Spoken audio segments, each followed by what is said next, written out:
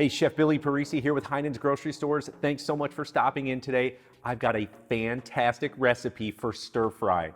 I'm gonna show you how to do it 3 different ways, how to set up a stir fry bar. It's gonna be delicious and your guests are gonna absolutely love it.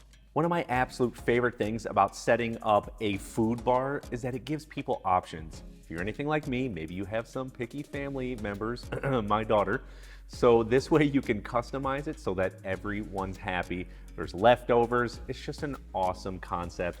And these 3 recipes are super simple and completely customizable as well. If you see some things that I put in there that you don't like, simply do away with it. The first thing we need to do though, just in case, is make a slurry, which is used as a thickener just in case our sauces aren't too thick. To start, what we're gonna do is add some cornstarch right to a measuring cup.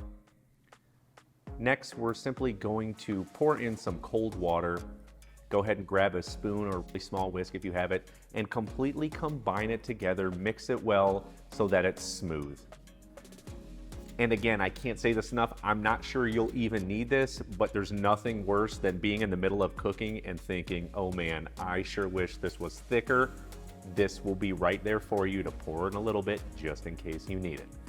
So now, I want to teach you about the art of stir frying because it is a technique. It all starts with your wok. So what you would do is you would set it down on your cooktop, turn the heat on, and a wok is about 14 to 16 inches with an incredibly steep incline around the outside. This is meant to spread food all around the pan so that it cooks evenly and it cooks quickly. Most oftentimes they're aluminum, which heats up very, very quickly. So to stir fry, you grab the handle with one hand, and then putting a spoon or a spatula, you put it right in the center of the pan, and then simply move the pan with your other hand back and forth and all around while keeping the spoon in your other hand completely still. This will help release anything up off the pan, keep things moving so nothing's sticking, but you're still cooking it, getting a nice sear on the outside, and making sure your vegetables are nice and crisp. And now let's talk about our stir fry bar for a second. I've got a ton of different food here. I've got bell peppers, broccoli, snow peas, carrots. I've got 3 different proteins, from shrimp to flank steak. You could use New York strip, filet, or sirloin. I also even have some sliced chicken. And if you notice, I've got it spread out on sheet trays. That's just so it's easy for me to grab. Plus, you would need quite a few small ramekins and bowls here. If you don't have it, this is just a great option. All of this, my friends, is completely up to you. Again, I cannot say it enough. You want to be able to customize each of these dishes to your liking, to your family, and your guests' liking. So let's not waste any more time and let's get to it.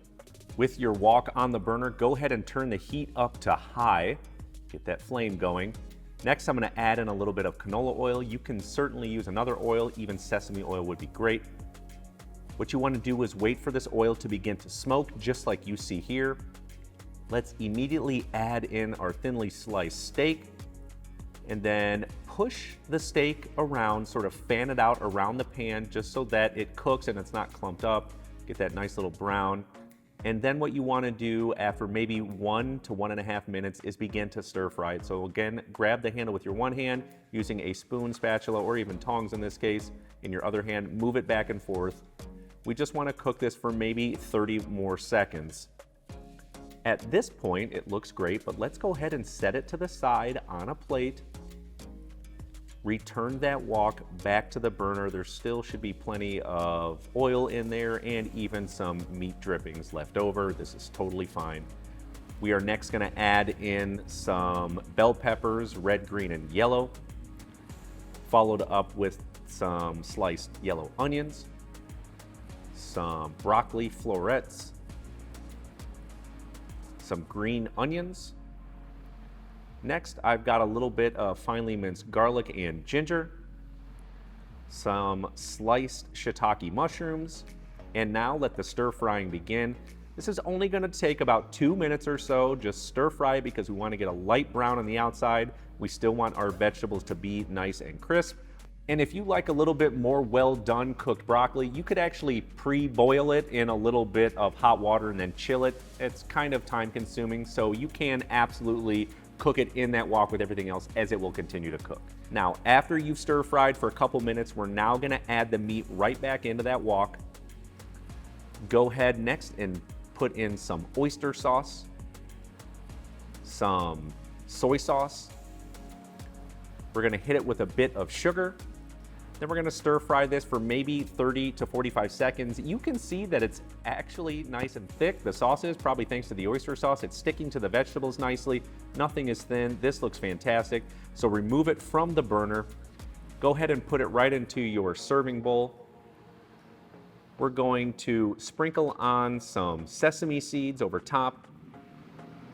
I'm gonna hit it with some fresh chopped basil just to add some really good flavor to this. And then you simply serve it alongside some jasmine rice. I've sprinkled some green onions on there, no big deal. And boom, you're finished.